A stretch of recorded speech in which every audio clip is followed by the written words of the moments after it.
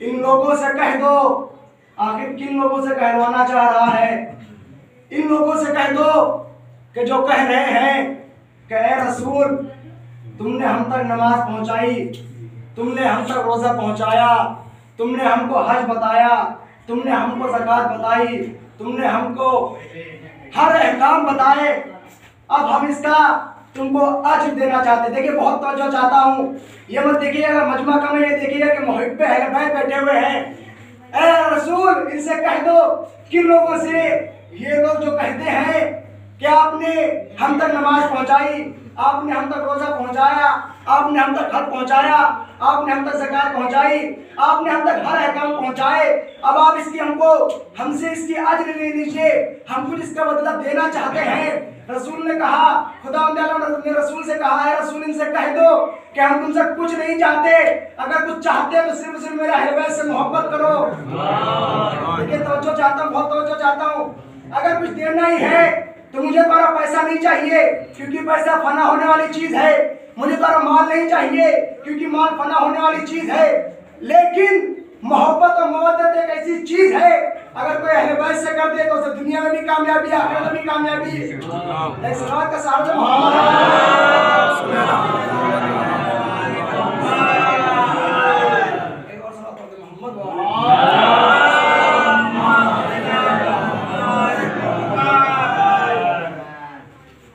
रसूल इरशाद फरमा रहा है कि अगर तुम्हें कुछ मुझे देना ही है तो मुझे पैसा नहीं चाहिए, मुझे मालो जेवर नहीं चाहिए, मुझे तुम्हारे घर नहीं चाहिए, तुम्हारे बड़े बड़े महल नहीं चाहिए। अगर कुछ देना ही है तो सबसे छोटी चीज जो तुम्हारी नजर में सबसे छोटी चीज है, किसी से मोहब्बत का इजहार करना, किसी से मोहब्बत करना, सिर्फ और सिर्फ मेरे अहले बैत से मोहब्बत करो। अच्छा, अब ये मोहब्बत और मोहब्बत कहते किसे हैं? देखिए मोहब्बत भी दो तरीके की होती है। एक तो इंसान सिर्फ जबान से कह दे कि मैं आपसे मोहब्बत रखता हूँ, मैं आपसे मोहब्बत रखता हूँ, लेकिन एक इंसान मुंह से नहीं कहता, जबान से नहीं कहता, लेकिन फिर भी वो आपसे बहुत ज्यादा मोहब्बत करता है। कहा इसकी दलील क्या है? मैंने कहा दलील मेरे पास है, बगैर दलील के बात नहीं करूंगा। कहा क्या दलील है? कहा कि एक शख्स आया था इमाम के पास, उसने कहा मौला मैं आपसे बहुत मोहब्बत करता हूँ। देखिए बहुत तवज्जो चाह रहा हूँ, मौला मैं आपसे बहुत मोहब्बत करता हूँ। जबान से ही कह रहा था ना, लेकिन मौला तो दिल की बात जानते हैं। उसने कहा मौला मैं आपसे बहुत मोहब्बत करता हूँ, हाथ फैलाने लगा, मौला मैं आपसे बहुत मोहब्बत करता हूँ। कितनी मोहब्बत करता है? बहुत मोहब्बत करता है। इमाम ने कहा अगर मोहब्बत ही करता है तो तंदूर रोशन इसमें कूद जा। बहुत तवज्जो चाह रहा हूँ, ये तंदूर रोशन है इसमें कूद जा। उसने कहा मौला मैं तो आपका चाहने वाला हूँ, इसमें अगर मैं कूद गया तो मैं जल के राख हो जाऊंगा, मेरे बाल बच्चे क्या करेंगे? इमाम खामोश हो गए। इमाम ने कहा इसे भी मैं जवाब नहीं दे सकता। जैसे इमाम ने देखा, अभी इमाम थोड़ी देर के लिए खामोश हुए थे, सामने से चाहने वाला चला आ रहा था। चाहने वाले ने जैसे मौला के चेहरे की तरफ नजर डाली, वो समझ गया शायद मौला मुझे कोई हुक्म देना चाह रहे। बहुत तवज्जो चाहता हूँ, वो समझ गया कि मौला मुझे कोई हुक्म देना चाहते हैं। उसने जूते को पहले उतार दिया, कहा क्योंकि मौला की खिदमत में जा रहा हूँ, क्योंकि मौला की खिदमत में जा रहा हूँ। उसने जूतों को पहले उतार लिया, घोड़े से फौरन जमीन पर आया, मौला की तरफ देखा, मौला ने इशारा किया। जानते हो चाहने वाले का नाम क्या है? उसे हारून मक्की कहते हैं। बहुत तवज्जो। जैसे उसने मौला के चेहरे की तरफ देखा, मौला ने इशारा किया, जैसे इशारा किया तंदूर को उसने देखा, फौरन तंदूर के अंदर कूदा। फौरन तंदूर के अंदर कूदा। जैसे तंदूर के अंदर गया, अभी जो पास में बैठा हुआ था जो कह रहा था मौला मैं आपसे बहुत मोहब्बत करता हूँ, बहुत तवज्जो, जो कह रहा मौला मैं आपसे बहुत मोहब्बत करता हूँ, ये बैठा हुआ था देखता रहा। इसके चैन, इसके दिल में जब चैन ना आया, जब कोई करार ना आया, इसने कहा मौला अब तो जल के राख हो गया होगा, अब तो इसे देख ले। मौला ने कहा जाके तंदूर का जाके पल्ला ढक दे। बहुत तवज्जो, तंदूर का पल्ला ढक दिया गया। अब और परेशान, तो तंदूर का पल्ला भी ढक दिया गया। अब तो बेचारा उसकी क्या हश्र हो रही होगी तो वही जानता है, उसे क्या मालूम के अंदर क्या हश्र हो रहा है। बहुत तवज्जो, जो परेशान हो गया, इमाम ने कहा अब तू ज्यादा ही परेशान हो रहा है, जाके इसे खोल के देख। बहुत तवज्जो चाह रहा हूँ, पूरा वाक्य मैंने इसी जुमले के लिए आपको सुनाया है। जैसे ही वो शख्स पहुंचा, उसने जैसे पल्ले को हटाया और उसने क्या देखा कि हारून मक्की शोलों में नहीं बल्कि फूल खिल रहे हैं। अंगारे नहीं बल्कि फूल खिले हैं। वो घबरा गया, बोला ये क्या हुआ? कहा कि तू ज़बानी से मोहब्बत कर रहा है, दिल से मोहब्बत करता है।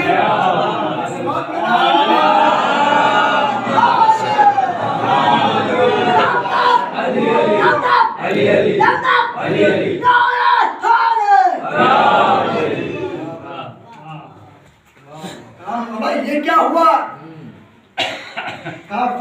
इतना ही था कि तुम उससे सिर्फ और सिर्फ जबान की मोहब्बत करता है, और ये मेरा चाहने वाला मुझसे दिल से मोहब्बत करता है।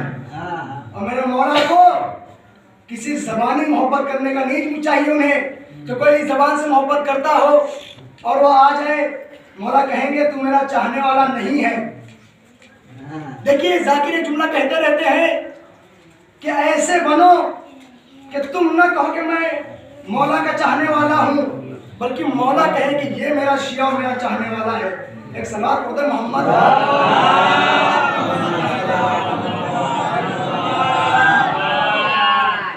तो मोहब्बत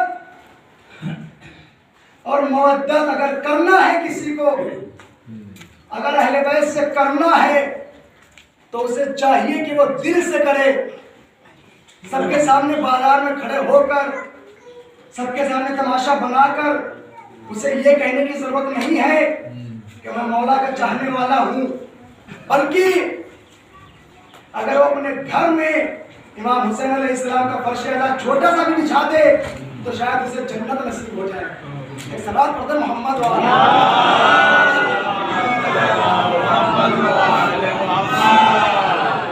लेकिन अपनी गुफ्तगू को धीरे धीरे आगे बढ़ा रहा हूँ। जब बात मोहब्बत की चल ही रही है, तो मोहब्बत में अगर कोई खुदा से मोहब्बत कर रहा है तो उसकी सबसे बड़ी दलील जो है वो नमाज है। अगर कोई ये दावा करे कि मैं खुदा से मोहब्बत करता हूँ, मैं उसका अब्द हूँ, उससे सच्ची मोहब्बत करता हूँ, तो उसे चाहिए कि वो नमाज पढ़े। क्योंकि जो बाहर से लोग आएंगे, जो देखेंगे, अगर कोई काफिर देखेगा और उसने आपसे पूछ दिया कि आप अल्लाह को चाहते हैं, अल्लाह से मोहब्बत रखते हैं, अहले बैत को चाहते हैं, अहले बैत से मोहब्बत रखते हैं, अगर आपने कह दिया कि हाँ, तो आप फंस गए। क्योंकि वो आपको देख रहा है कि आप नमाज नहीं पढ़ रहे। देखिए बहुत तो चाह रहा हूँ, वो आपको देख रहा है कि आप नमाज नहीं पढ़ रहे हैं, लेकिन वही जगह पर अगर आप नमाज पढ़ रहे हो, रोजा रख रहे हो, अगर आपके पास पैसा है तो आप ज़कात दे रहे हो, हज कर रहे हो, खुम्स निकाल रहे हो, फिर अगर कोई आपसे कहे कि क्या आप खुदा से मोहब्बत करते हैं, तो आप सर झुका कर नहीं कहेंगे, बल्कि सर उठाएंगे और कहेंगे हाँ मैं खुदा से मोहब्बत करता हूँ, मैं खुदा से मोहब्बत करता हूँ। आपको कोई शर्मिंदगी कहीं नजर नहीं आएगी, आपका सर हमेशा ऊंचा रहेगा। आखिर जो नमाज तर्क कर देते हैं उनका हश्र क्या होता है, सिर्फ एक वाक़या मैं आपको बताऊंगा, उनका हश्र होता क्या है। आपने वाक़या सुना हुआ है आपका, एक समंदर में बहुत सारी मछलियां थी, सब पर अज़ाब नाज़िल हो रहा था। देखिए वाक़या आपका सुना हुआ है, लेकिन जहां तक मैं आपको बताना चाह रहा हूँ आप इंशाल्लाह जरूर आएंगे। देखा नबी वहां से गुजर रहे थे, मछलियों से पूछा, ऐ मछलियों तुम तो समंदर की जानवर हो, तुम तो समंदर में रहती हो, तुम बताओ मुझे, मैं नबी होकर तुमसे पूछ रहा हूँ कि तुम पर यह अज़ाब क्यों नाजिल हो रहा है। लेकिन बहुत सोच चाह रहा हूँ, तुम पर यह अज़ाब क्यों नाजिल हो रहा है। सब मछली में से एक मछली ने सर को ऊपर उठाया और कहा या रसूलल्लाह, या नबी अल्लाह, गुजरे हुए जमाने में गुजर गया वो जमाना जब एक शख्स बगैर नमाज, बगैर रोजे के सफर कर रहा था, नमाजी नहीं था, नमाज को तर्क करता था, लेकिन फिर भी मुसलमान था। देखिए बहुत जा रहा हूँ, नमाज नहीं पढ़ता था, रोजा नहीं रखता था, फिर भी वो मुसलमान था, यहाँ से सफर कर रहा था, उसकी एक दांत में दर्द हुआ। लेकिन बहुत जा रहा, उसकी एक दांत में दर्द हुआ, उसने अपने दांत को तोड़ा, समंदर के अंदर डाल दिया। गुजरे हुए जमाने में डाला था उसको दांत, इस जमाने में आकर हम में से किसी मछली में से निकल दिया, क्योंकि जब दांत सड़ गया तो उसे खाने की ग़िज़ा बन गई। वो जैसे किसी मछली ने निकला, ऊपर से अज़ाब नाज़िल शुरू हो गया, उस ऊपर से अज़ाब आने लगा। कहे ऐ मछलियों, दांत निकला किसी एक ने, बहुत जा रहा हूँ, दांत निकला किसी एक मछली ने, अज़ाब सब तुम सब पर क्यों हो रहा है। उसने कहा नबी अल्लाह, यही तो हम भी सोच रहे हैं कि अज़ाब एक पर आना चाहिए था, सब पर क्यों आ रहा है। नबी ने कहा परवरदिगार, इन पे अजाब क्यों नाजिल कर रहा है? क्या तुमने नहीं सुना कि जिस समंदर की एक मछली नजिस होती है उसमें सबके सब शामिल हो जाते हैं? मोहम्मद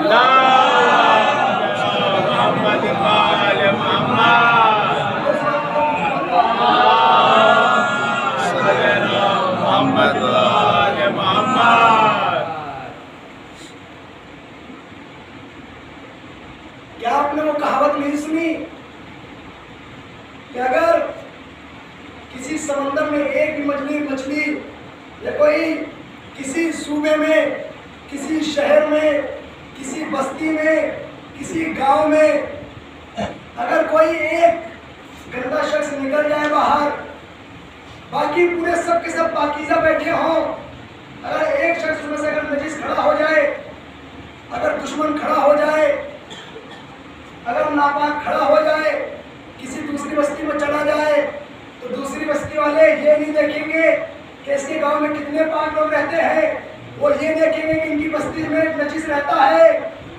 लेकिन बहुत चाह रहा हूँ, वो ये नहीं देखेंगे कि इनकी बस्ती में कोई पाक भी रहता है, वो ये जरूर देखेंगे कि इनकी बस्ती में नजीस रहता है। इसीलिए नबी ने कहा कि उसकी एक दांत, जो नमाज नहीं पढ़ता था उसकी एक दांत, उसका एक दांत तुम में से किसी एक ने निकल लिया तो इतना बड़ा अज़ाब नाजिल हो गया, तुम सब अज़ाब में शामिल हो गए। नबी ने कहा, अपनी कौम को समझाया कि तुम्हें अभी भी समझ में नहीं आया, किसी एक दांत के टूटने पर तमाम मछलियों के ऊपर अज़ाब नाजिल हो सकता है, तो जिसका पूरा का पूरा जिस्म भी बेनमाजी हो। ऐसे बात पढ़ते हैं मोहम्मद वाले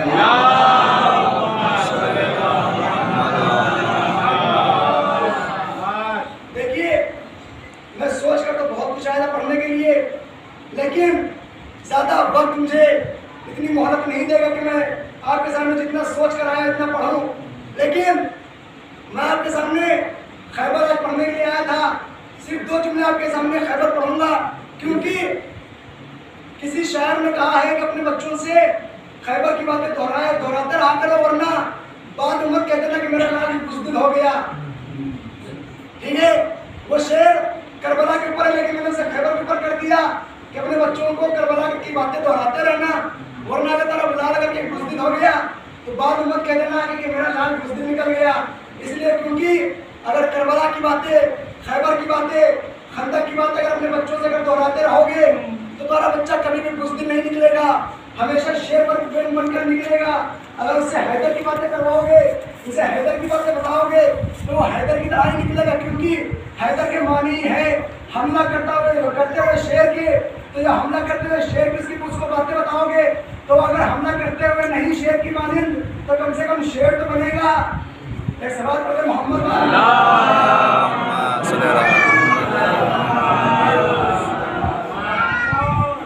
मैं आपको खैबर सुनाने से पहले एक दो वाक़ये बहलोल के, जिसे दुनिया दीवाना कहती थी, जिसे दुनिया मजनू कहती थी, जिसे दुनिया को समझती ही नहीं थी, उसके सिर्फ एक दो वाक़या मैं पेश करूँगा। उसके बाद आपके सामने 2 जुमले खैबर के सवाल की जमा को तमाम करूँगा। आपने नाम सुना है, बहुत ही मुश्किल मालूम नाम है बहलोल दाना का। हमेशा आप सुनते रहते हैं, लेकिन जानते हैं बहलोल कहते किसे हैं? देखिए, बहुत तो चाह रहा हूँ, जानते भी हैं बहलोल कहते किसे हैं? किसी ने उनके कहा, मौलवी साहब हम तो नहीं जानते किसे कहते हैं बहलोल दाना। मैंने कहा इसीलिए तो मैं कहता हूँ कि मजलिस में आ जाया करो। बहुत तो चाह रहा हूँ, मैंने कहा इसीलिए तो मैं कहता हूँ कि बाजार में मत बैठा रहा करो, मजलिस में आ जाया करो। तुम्हें हर एक का चेहरा, हर एक की सीरत में बता दूंगा कि कौन कैसा था, कौन भागने वालों में से था, कौन भगाने वालों में से था। देखिए, मैं बहलोल दाना का वाक़या पढ़ने जा रहा हूँ, आपकी बहुत तवज्जो चाहता हूँ। बहलोल दाना वो दीवाना, वो मजनू, जिसे लोग मजनू ही हमेशा कहते थे, दीवाना ही कहते थे। एक बार रास्ते में गली में टहलते टहलते कहीं से दरबार का रास्ता पा गए। देखिए, दरबार तो उनका ही था, दरबार में उनकी मिल्कियत थी, क्योंकि जो बादशाह था वो तो उनका रिश्तेदार था। बहरहाल दरबार का रास्ता ढूंढते ढूंढते दरबार में जैसे पहुंचे तो क्या देखा कि दरबार में बादशाह अपनी कुर्सी पर मौजूद नहीं है। अब बहलोल दाना खुशी से पागल हो गए, फौरन दौड़ते दौड़ते गए, कुर्सी पर जाके बैठ गए। जिसको सब दीवाना कहते हो, अगर वो किसी बादशाह की कुर्सी पर बैठ जाए तो वहाँ के सिपाही क्या हासिल करेंगे। लेकिन बहुत तवज्जो चाह रहा हूँ, जैसे वहाँ के लोगों ने देखा फौरन बहलोल के ऊपर से नीचे उतारा, फौरन जमीन पर जैसे गिरे, बहलोल दाना तेज तेज से बोलने लगे। लेकिन बहुत तवज्जो चाह रहा हूँ, क्योंकि ये बहलोल दाना है जिनको लोग पागल कहते हैं, इनके इल्म देखिए कितना ज्यादा है। जैसे ही रोने लगे तेज तेज, इतने में सामने से क्या देखा, दरवाजे से बादशाह चला आ रहा है। अब जैसे बादशाह को देखा, बहलोल दाना भी तेज तेज चिल्ला चिल्ला के रो रहे थे। अब इतनी तेज खट्टे मार मार कर हंसने लगे। जैसे हंसने लगे, बादशाह ने पूछा है बहलोल दाना, अभी तक तुम रो रहे थे, अब तुम हंस क्यों रहे हो? कहा अभी तक मैं रो इसलिए रहा था क्योंकि इन्होंने मुझे मारा। देखो बात तो अच्छो, अभी तक मैं रो इसलिए रहा था क्योंकि तेरे सिपाहियों ने मुझे मारा, तेरे नौकरों ने मुझे मारा। लेकिन कहा कि तू हंस क्यों रहा है? कहा मैं हंस इसलिए रहा हूँ कि मैं थोड़ी देर के लिए बैठा था, मैं थोड़ी देर के लिए बैठा था, मुझे इन लोगों ने इतना पीटा, तू तो दिन रात बैठा रहता है, तेरा मैशर में क्या हश्र होगा? ऐसे बात पढ़ना आले नबी की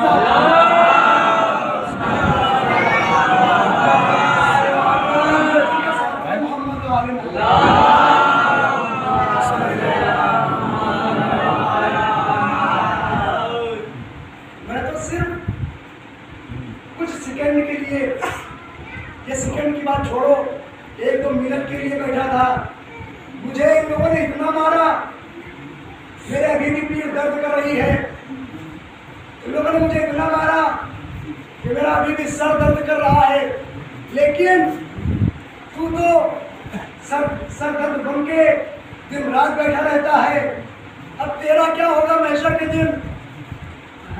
अब इतना परेशान हो गया, कहा इसे सब दीवाना कहते हैं, इतनी इल्म की बातें लाता कहाँ से है? देखिए, अगर छोटे छोटे आपको वाकई सुनना ज्यादा पसंद है तो एक छोटा सा और वाकया, यही बहलोल दाना दरबार से निकले, समंदर के पास पहुंचे, समंदर में इन्होंने एक गिलास लिया, उसे भरना शुरू किया। भरते हैं, फिर उलट देते हैं, फिर भरते हैं, फिर उलट देते हैं। दरबार में लोगों ने देखकर कहा, ए बादशाह सलामत, देखिए बहलोल क्या कर रहे हैं, देखिए बहुत तवज्जो चाह रहा हूँ, देखिए बहलोल क्या कर रहे हैं और क्या करना चाह रहे हैं। बादशाह ने कहा, बहलोल दाना तुम्हें क्या कर रहे हो? बहलोल दाना ने धीरे से कहा, बेटे इतना बड़ा समंदर में दिख रहा है। बादशाह ने कहा कि हाँ बहुत बड़ा समंदर दिख रहा है, कहा मैं इसको इस कुएं में समाना चाह रहा हूँ। देखिए बहुत तवज्जो चाह रहा हूँ, मैं इस पूरे समंदर को इस कुएं में समाना चाह रहा हूँ, इस गिलास में समाना चाह रहा हूँ। बादशाह हैरान हो गया और कहा, सिपाहियों से कहा कि ये बहलोल क्या कह रहा है? सिपाहियों ने बहलोल से कहा, बहलोल तुम ये क्या कह रहे हो? इतना बड़ा समंदर, बहुत तवज्जो, इतना बड़ा समंदर इस छोटे से गिलास में तुम कैसे समाना चाह रहे हो और कैसे समा जाएगा? तुम कितने बड़े बेवकूफ हो, तुम कितने बड़े पागल हो। बहलोल दाना ने कहा, पागल मैं नहीं, पागल तुम हो। आली तो जो चाह रहा हूँ, कहा पागल मैं नहीं, पागल तुम हो। कहा वो कैसे? कहा यही तो मैं समझाना चाह रहा हूँ, जब छोटे से कुएं में इतना बड़ा समंदर नहीं समा सकता तो तुम्हारी छोटी सी आदमी में इतना बड़ा आली कैसे?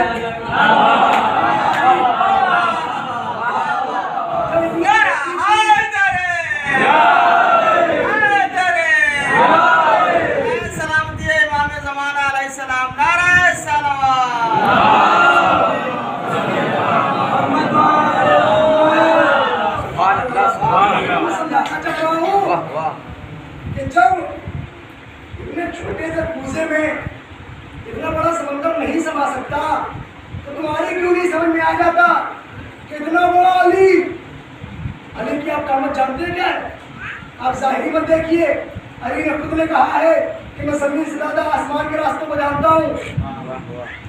उस अली को तुम अपने इतनी छोटे से दीवार में समाना चाह रहे हो। पागल मैं नहीं, पागल तुम हो गए हो। बहनों दाना, आखिर दीवाने कैसे हो गए, पागल कैसे हो गए, पूरी दुनिया ने पागल कैसा कहने लगी, क्यों कहने लगी? तारीख मिलता है कि जब बहनों दाना इमाम से मुलाकात करने के लिए गए तो इमाम ने सिर्फ एक जुमला लिखा, एक लफ्ज, जिसे अभी ब्रेक की तरह एक लफ्ज होता है, एक अलिफ लफ्ज है, एक बे लफ्ज है। इसी तरीके से इमाम ने सिर्फ एक लफ्ज लिखा और उस कंकरी को कैद खाने से इमाम ने बाहर की तरफ फेंक दिया। बहनों दाना सिर्फ अकेले ही शख्स नहीं थे कि जो इमाम के चाहने वाले थे। उस वक्त जब इमाम ने उस कंकरी को उस पर लिख कर इमाम ने कैद खाने से बाहर फेंका तो वहाँ पर कम से कम 4 लोग थे जो इमाम के बिल्कुल उन पर बिल्कुल जान फिदा करने वाले, हर हुक्म का मानने वाले।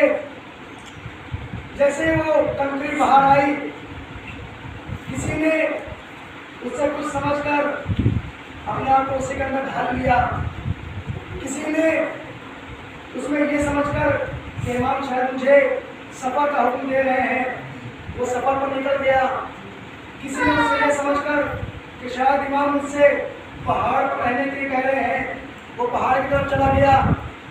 लेकिन जाने फिदा हो जाए, जाने कुर्बान हो जाए बहनों दाना पर, उन्होंने कहा न मैं अपने घर जाऊंगा, न मैं अपने घर से दूर जाऊंगा, न मैं पहाड़ जाऊंगा, न मैं पहाड़ से दूर जाऊंगा, न मैं सफर पे जाऊंगा, न मैं सफर से दूर जाऊंगा, बल्कि मैं इसी शहर में रहकर अपने आप को दीवाना कहलाना कबूल कर लूंगा, लेकिन दुश्मन अली को चैन से ही जीने दूंगा।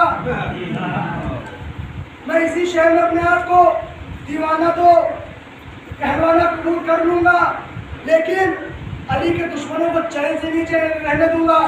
इसीलिए जहाँ भी बहनों दाना निकल जाते थे, अपनी सवारी के ऊपर सवार हुए, रास्ते में खूब तेज चिल्लाते हुए निकलते थे, रास्ते से हट जाओ, वरना अगर मेरी सवारी ने पैर मार दिया, लात मार दी तो मैं जिम्मेदार नहीं हूँ। एक सलात बंदा मोहम्मद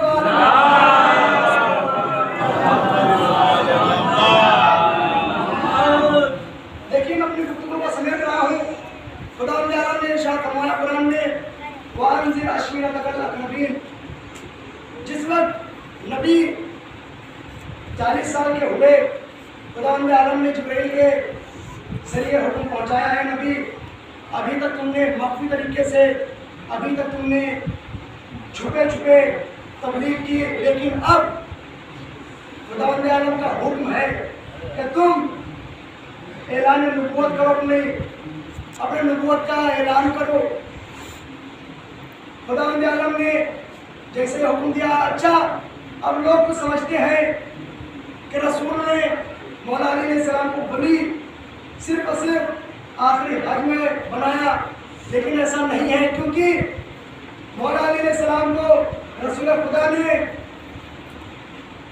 सबसे पहले ही दिन जिस वक्त ऐलान नबूवत हुई, उसी वक्त रसूल ने अपना जानशीन बना दिया, अपना वसी बना दिया, अपने बाद मौला बना दिया। उसकी दलील ये है कि जिस वक्त ये आयत नाज़िल हुई सीरत फातिमा ज़हरा सलामुल्लाह अलैहा में,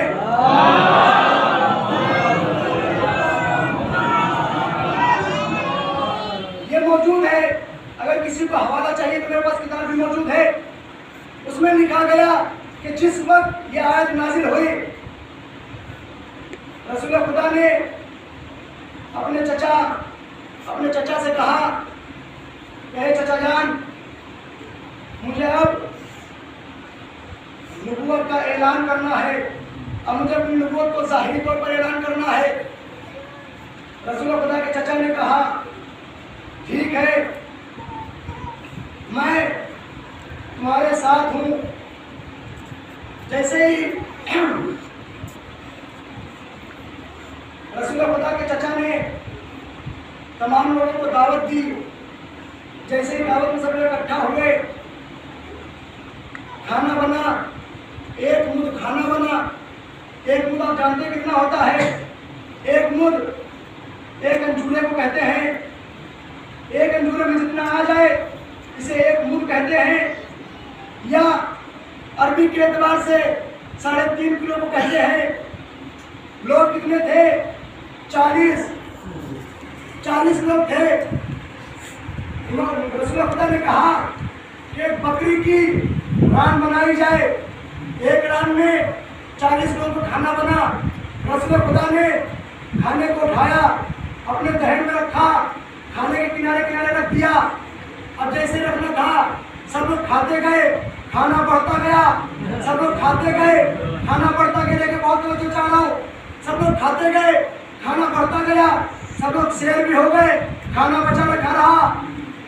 देखिए तवज्जो रखिएगा, खाना सब खा भी चुके, सब शेर हो गए, सबका पेट शेर हो गया, सबका पेट भर गया। खाना जितना था इतने बचा रखा रहा। सब लोग जैसे ही खाना खा चुके, रसूल खुदा ने जैसे ही रसूल खुदा खड़े हुए, अभी बोलना चाहते थे, एक दुश्मन उठा, लेकिन नाम नहीं लूंगा, लेकिन आप समझ जाएंगे।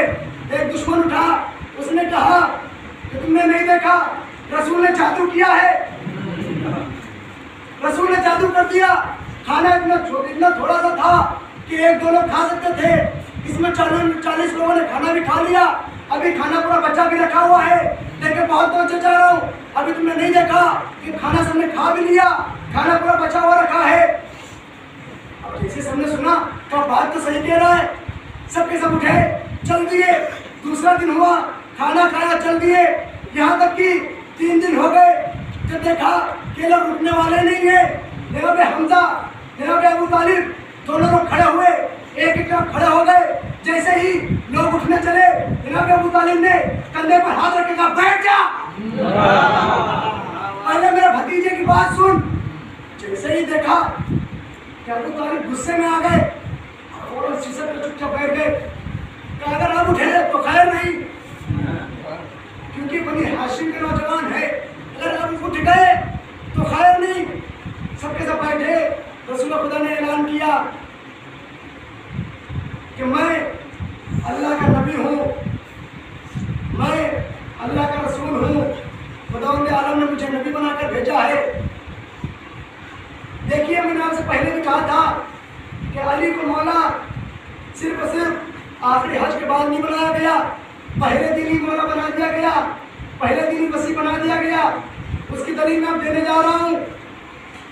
जैसे ही रसूल खुदा ने ऐलान किया कि मैं नबी बनाकर भेजा गया हूँ, मुझे अल्लाह ने नबी बनाकर भेजा, क्या तुम में से कोई मेरी मदद करना चाहता है? लेकिन बहुत कुछ चाह रहा हूँ, क्या तुम में से कोई मेरी मदद करेगा? और जो भी, देखिए वहाँ पर यह कह नहीं लगाई कि अली ही मेरे जानशीन बनेंगे। वहाँ पर मुतलक तौर पर रसूल खुदा ने कहा कि जो भी मेरी मदद करेगा, मेरे बाद मेरा वही भाई होगा, मेरा वही जानशीन होगा, मेरा वही वसी होगा। रसूल खुदा ने जैसे ये कहा, मौला अलैहिस्सलाम 10 साल के थे, खड़े हुए, या रसूल अल्लाह मैं आपकी मदद करने के लिए तैयार हूँ, या रसूल अल्लाह मैं आपकी मदद करने के लिए तैयार हूँ। अब दलील देने जा रहा हूँ। रसूल खुदा ने कहा अली बैठ जाओ। अली बैठे। रसूल खुदा ने फिर से कहा, फिर से अली खड़े हुए। रसूल खुदा ने अली से कहा बैठ जाओ। तीसरी बार फिर से जब कहा, जब किसी ने कोई जवाब न दिया, रसूल खुदा ने कहा अली तू ही मेरे बाद मेरा भाई है, तू ही मेरे बाद मेरा जानशीन है। सबने जब बाद में देखा, जब बाद में देखा कि ये क्या हो गया, अभी तो किसी ने कुछ भी नहीं कहा था, क्योंकि अभी तो पहला दिन था, अभी तो पहला दिन था, अभी किसी ने कुछ नहीं कहा। लेकिन जब गदीर में अली को मौला बनाया गया, लेकिन जब गदीर में अली को मौला बनाया गया तो हारिस निकला, कहा या रसूल अल्लाह अगर इसे आपने अपने हुक्म से बनाया है तो आप पर अज़ाब नाजिल हो जाए, अगर खुदा के हुक्म से बनाया तो मुझ पर अज़ाब नाजिल हो जाए। अभी ये जुमले उसके मुंह से निकले थे, ऊपर से कंकड़ी चली, सर पर लगी, नीचे से निकल गई। नबी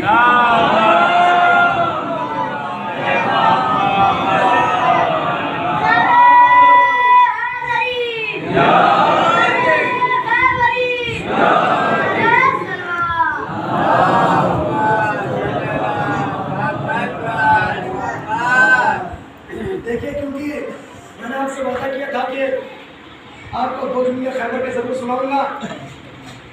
दो दिन आपके आपको खैबर में सुनाऊंगा, उसके बाद आपके रब्त मसाक की तरफ ले चलूंगा। देखिए खैबर आखिर नाम किसका है, किस चीज का नाम है खैबर?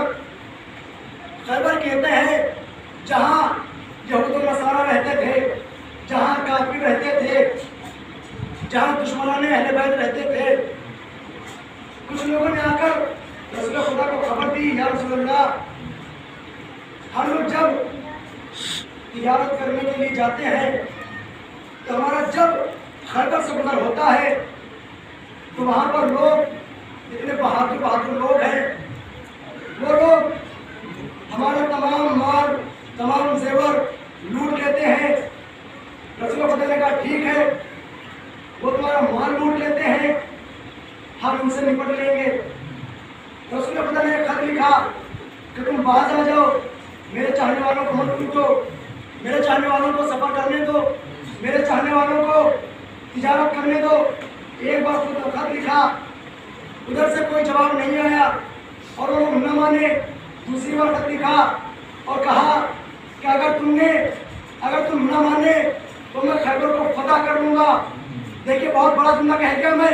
रसूल खुदा ने लिख दिया खत में कि अगर तुम नहीं माने तो मैं खैबर को फतह कर लूंगा, मैं उसको फतह कर लूंगा। देखिए किसी के इलाके को आप अपने इलाके में बैठकर किसी के इलाके में उसको धमकी नहीं दे सकते, क्योंकि अपना अपना इलाका सबका होता है। रसूल खुदा अपने इलाके में बैठकर दूसरे के इलाके वालों को खबरदार कर रहे हैं कि तुम बात आ जाओ, तुम मान जाओ, वरना मैं तुम्हें खत्म कर दूंगा, मैं तुम्हें खत्म कर दूंगा, दुनिया से मिटा दूंगा, मैं खैबर को फतह कर लूंगा। लेकिन जब वो न माने, रसूल खुदा ने अपना लश्कर तैयार किया। देखिए रसूल खुदा जब जब निकलते थे तो अली को अपने साथ लेके चलते थे, लेकिन खैबर की तरफ जब निकले तो रसूल खुदा ने अपने साथ अली को न लिया। बगैर अली के जैसे खैबर में पहुंचे, रसूल खुदा खैबर में पहुंचे, तमाम लोगों ने, तमाम मुसलमान थे। देखिए क्योंकि मुझे ज्यादा नहीं सुनानी खैबर, सिर्फ 2 किलो पढ़ने के बाद आपके सामने रखता मसाइब है। रसूल खुदा ने मुसलमान को बुलाया। मुसलमान कहने से आप लोग बहुत ही अच्छे तरीके से समझ जाते हैं कि आखिर मुसलमान कहते किसे हैं। एक मुसलमान को बुलाया, उसे आलम का ज्यादा शौक था।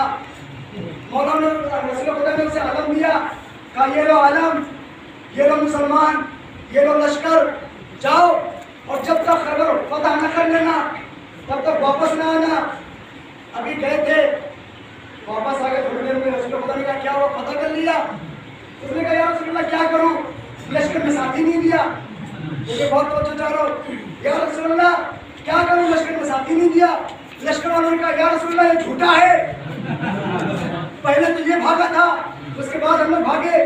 रसूल खुदा ने कहा कोई बात नहीं। अगला दिन हुआ, अगले दिन रसूल खुदा ने दूसरे मुसलमान को बुलाया। इसकी रफ्तार भागने में तेज थी, बहुत बड़ा जुमला कह दिया आपके सामने। इसकी भागने में रफ्तार तेज थी, ये बहुत तेज भागता था। उसे जैसे आलम दिया, जैसे खैबर के मैदान में पहुंचा, ये खौफ से थर्राने लगा, फौरन तेजी से भागा। रसूल खुदा ने क्या कहा, तुमने फतह कर लिया? उसने कहा या रसूलल्लाह लश्कर में साथी नहीं दिया। बहुत तवज्जो चाह रहा हूं, या रसूलल्लाह लश्कर में साथी नहीं दिया। लश्कर ने कहा या रसूलल्लाह ये भी झूठा। बहुत तवज्जो, या रसूलल्लाह ये भी झूठा।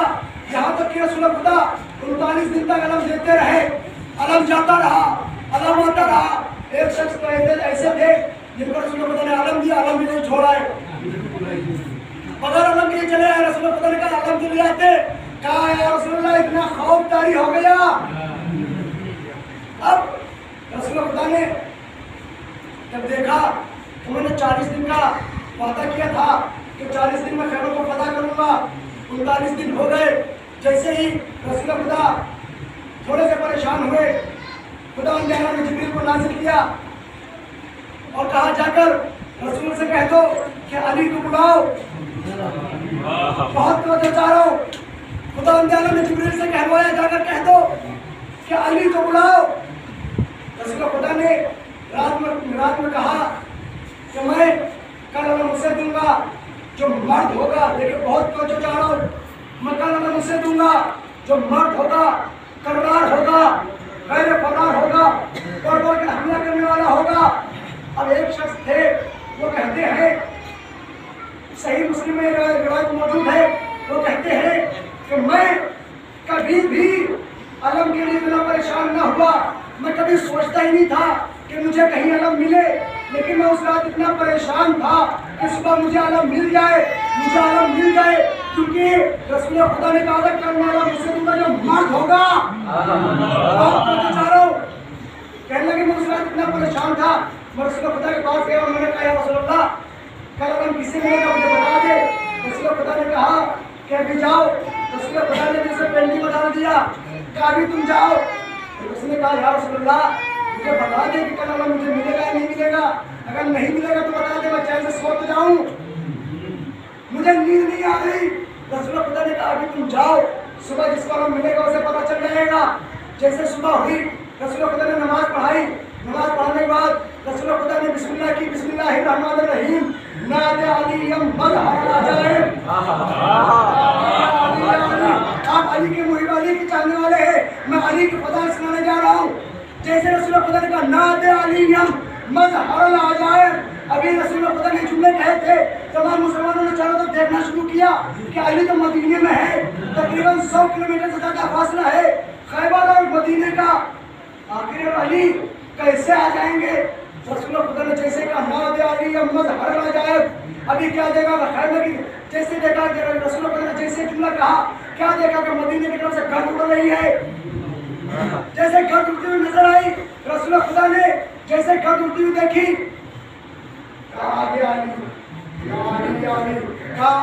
अली। अच्छा, ये रसूल खुदा ने ये जुमले कहे नादे अलीयम मद हरल जाए, तो मदीने में जानते क्या हुआ?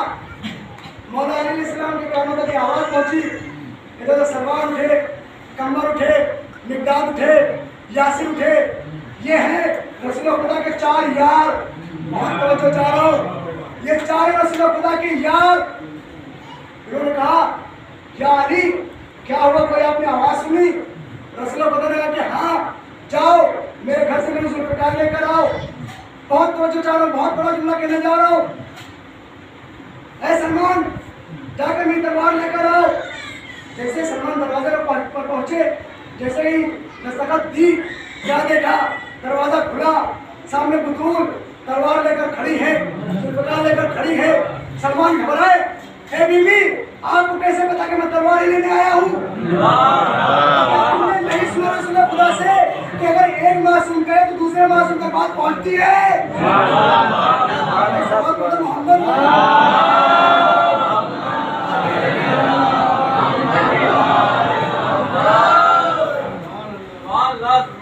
रसूल से नहीं सुना कि अगर कोई एक मासूम अगर कोई बात कहता है तो जितने भी मासूम हैं सब तक बात पहुंचती है। बहरहाल जनाब सलमान ने तलवार ली, जुल्फ़िकार को लिया, मौला अलैहिस्सलाम को बुला के मौला अलैहिस्सलाम ने कहा सलमान क्या चलना चाह रहे हो? सलमान ने कहा मौला मैं आपका गुलाम हूँ, आपको छोड़कर मैं कहाँ जाऊँगा? मौला ने कहा ठीक है, अपनी आंखों को बंद करो। जैसे आंखों को बंद किया, कहा कि मेरे दामन को पकड़ दो। जैसे दामन को पकड़ा, मौला अलैहिस्सलाम ने कहा खोल दो आंखें। जैसे आंखों को खोला, क्या देखा सामने खैबर का मैदान, सामने खैबर का मैदान है। अब जैसे रसूल खुदा ने जुमले कहे थे, हम मुसलमान परेशान थे कि अली आएंगे कहाँ से? तकरीबन 100 किलोमीटर से ज़्यादा फासला था और इस वक्त प्लेन तो चल नहीं रहे थे। जो 5 मिनट यहाँ से दिल्ली पहुँचकर वहाँ से फ्लाइट करके सीधे ईरान, वहाँ से फ्लाइट करके सीधे दुबई, वहाँ से फ्लाइट करके सीधे अमेरिका। पहले फ्लाइट तो चल नहीं रहे थे, घोड़े की सवारी थी, सब परेशान थे कि अली आएंगे कैसे। लेकिन जैसे अली को आते हुए देखा, सबकी आंखों पर पानी, सबके चेहरे पर पानी, जिस्म से पानी टपकने लगा। ये क्या हो गया? हम जिसे समझ रहे थे कि यहाँ है ही नहीं, वो आ गया। मौला अलैहिस्सलाम जिस रसूल खुदा के पास में आए, हाथों को बोसा दिया, या रसूल अल्लाह मैं अकेला ही काफी हूँ। बहुत बड़ा जुमला कह दिया आसानी से, या रसूल खुदा मैं अकेले ही काफी हूँ। रसूल खुदा ने कहा अली तुम अकेले काफी हो मैं जानता हूँ, लेकिन लश्कर साथ में लेके जाओ। आप जानते हैं कि लश्कर साथ में क्यों लेके गए? रसूल खुदा ने क्यों कहा लश्कर साथ में लेके जाओ?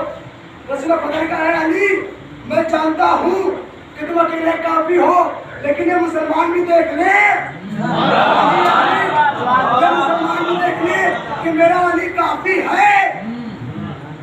अब रसूल ने अली को अलम दिया, मौला अली इस्लाम ने अलम को लिया, पढ़ते रहे, जैसे पहुंचे अच्छा जहाँ पर ये मरहब बैठता था तो उसके साथ एक मुजमी भी था।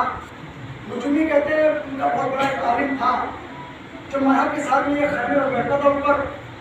जैसे उसने देखा अली जैसे पहुंचे, अली ने अलम को पत्थर में गाड़ा।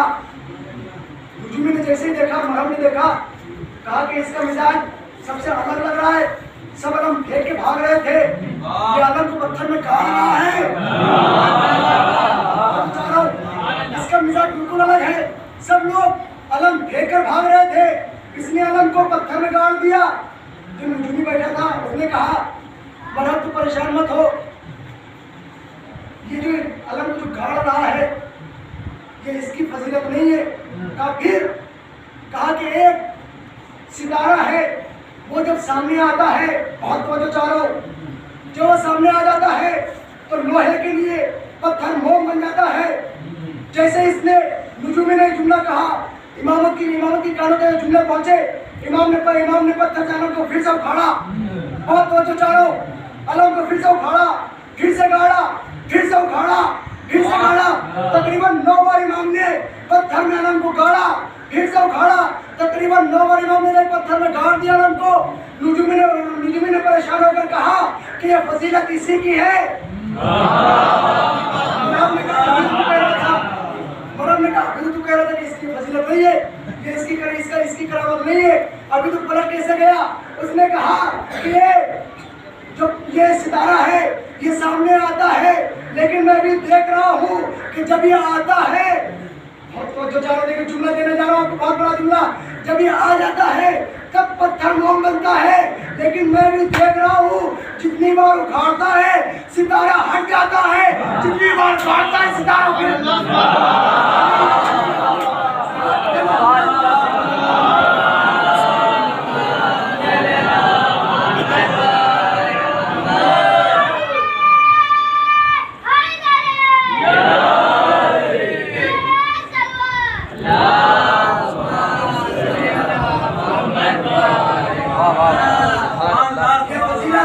सितारे की नहीं है, ये फजीलत इसी की है, क्योंकि ये सितारा जब सामने आएगा तब पत्थर मोम बनेगा, लेकिन ये जब अलम को उखाड़ता है सितारा हट जाता है, पत्थर को गाड़ता है, सितारा फिर सामने आ जाता है, बार बार पत्थर मोम बन जाता है।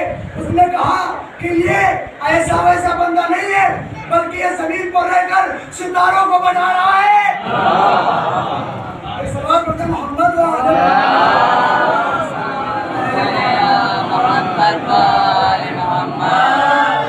ऐसा वैसा बंदा नहीं है, ये जमीन पर रहकर सितारों को कहाँ पे जाने उसे हुक्म दे रहा है, उसे कहाँ पर कब आने उसे हुक्म दे रहा है।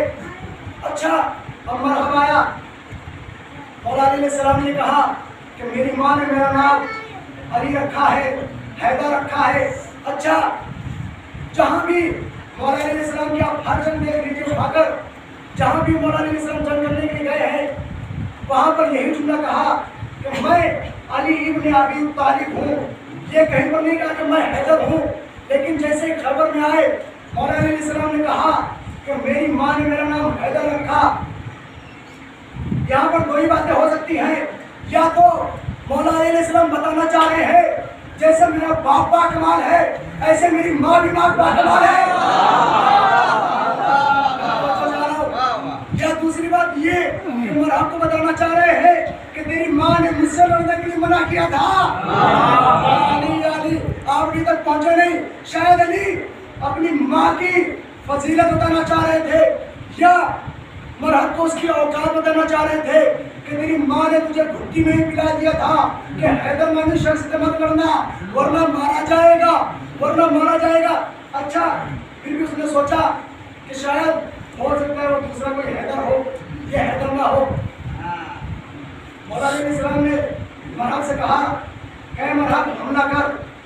मौला अली सलाम ने तलवार में निकाली, जैसे उसने हमला किया रिवायत में मौजूद है, किताबों में रिवायत मौजूद है। जैसे उसने हमला किया, मौला अली अलैहिस्सलाम ने उसको एक हाथ से पकड़ा, जमीन पर फेंका। और तो जा रहा हूँ, उसको एक हाथ से पकड़ा, जमीन पर फेंका।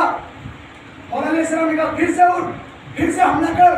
दोबारा जी से उठा, दोबारा हमला किया। इमाम ने फिर से उठाया, फिर से जमीन पर पटका। अब तीसरी बार मौला अली अलैहिस्सलाम ने कहा अब तू संभाल, मेरी बारी।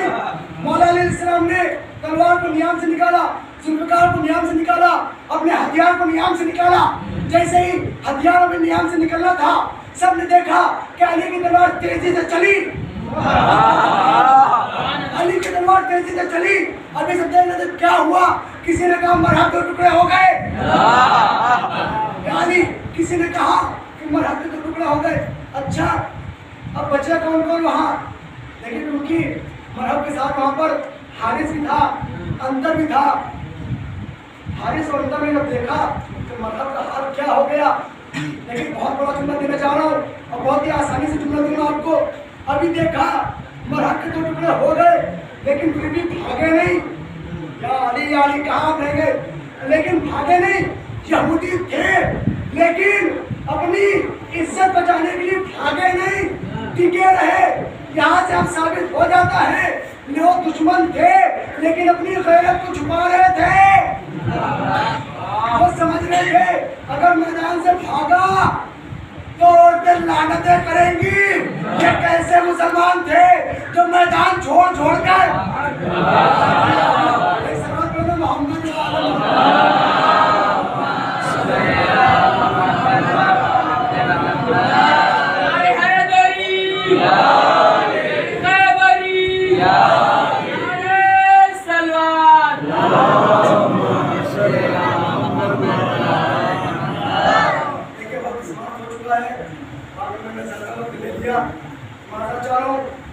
लेकिन खैबर अगर इंसान को पढ़ने पे आ जाए तो फिर खैबर पढ़ने वाला यहाँ नहीं रहता बल्कि सीधे नजफ पहुँच जाता है।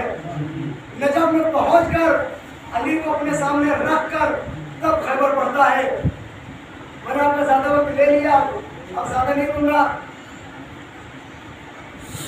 उसी वही अली जिसने खैबर को फतह किया, जिसने खंदक को फतह किया, जो जिस जंग में गया वहां से फातह होकर वापस आया, वही अली जब रसूल की वफात हुई, रसूल खुदा ने कहा है अली तुम अपने हक के लिए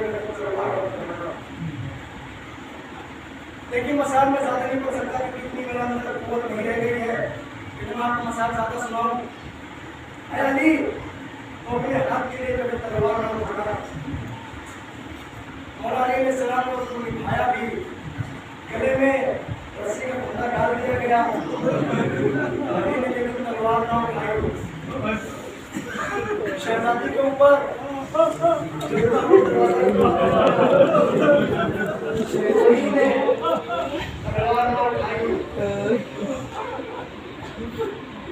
हसन को किया, लेकिन कहीं पर भी तलवार मौला अली अलैहिस्सलाम ने उठाई। लेकिन जब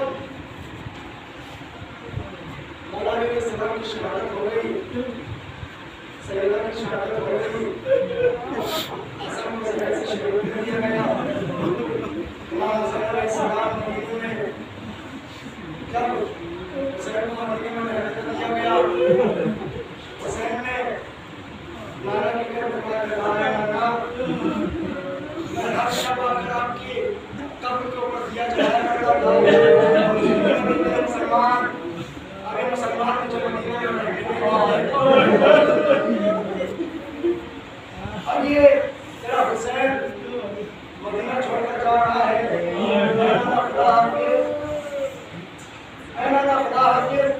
हुसैन वहाँ की कब्र पर आए, हुसैन जब रुखसत होने के लिए आए, अपनी नानी के पास आए, खुदा को पूरे कमरे सवाई नाई ने कहा हुसैन कहाँ कहाँ का इरादा है, कहाँ जाना चाह रहे हो? सलाम ने कहा कि मैं इराक जा रहा हूँ। मैंने कहा कि क्या वही इराक जिसकी तस्दीक मेरे नाना ने की थी? सवाल करबला के ऐ हुसैन क्या वही इराक जहाँ मेरे नाना ने वसीयत की थी? हाँ नानी वही इराक में जा रहा हूँ। ऐ हुसैन ये नहीं हो सकता कि तू करबला न जाए। नाना का दीन बचाना है। ऐ नानी मुझे नाना का दीन बचाना है। ऐ नानी क्या आप उस मकान को देखना चाहती है जहाँ मैं जा रहा हूँ? ऐ नानी क्या आप उस मकान को देखना चाहती है जहाँ मेरे ऊपर के सीने में पर्ची लगे?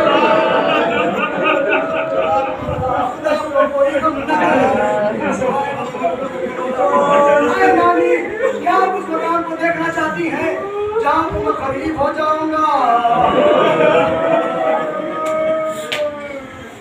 मैं जनाब कासिम की मसाल पढ़ूंगा, थोड़े से अस्पताल की जमात को तमाम करूंगा।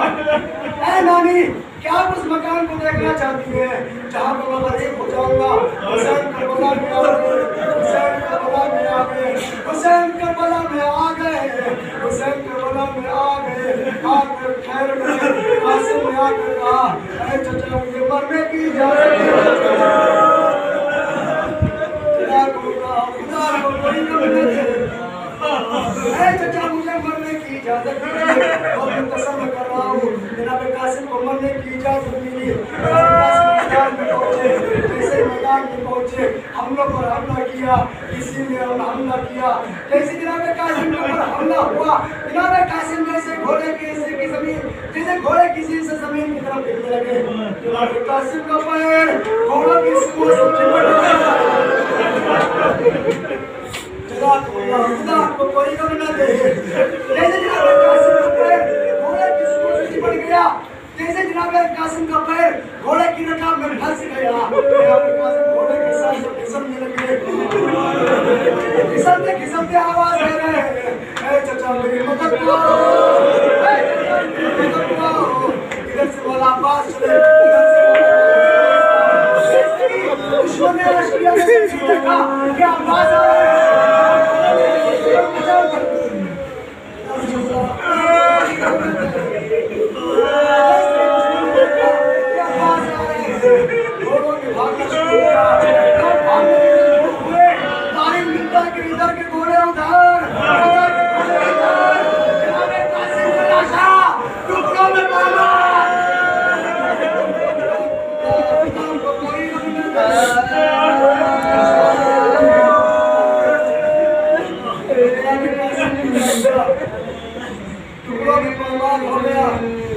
आपसे कहा था कि नानी मैं उस वक्त करीब हो जाऊंगा। जैसे ही हुसैन ने टुकड़ों को देखा, इमाम हुसैन अलैहिस्सलाम ने कहा अभी तक जो भी आया था उसकी मैं लाश लेकर गया, कैसे लेकर जाऊं जज़ाकुमुल्लाह। हुसैन ने अपनी अबा को उतारी, जमीन पर बिछाया, आसमान की तरफ देखकर कहा अल्लाह मैं करीब हो गया।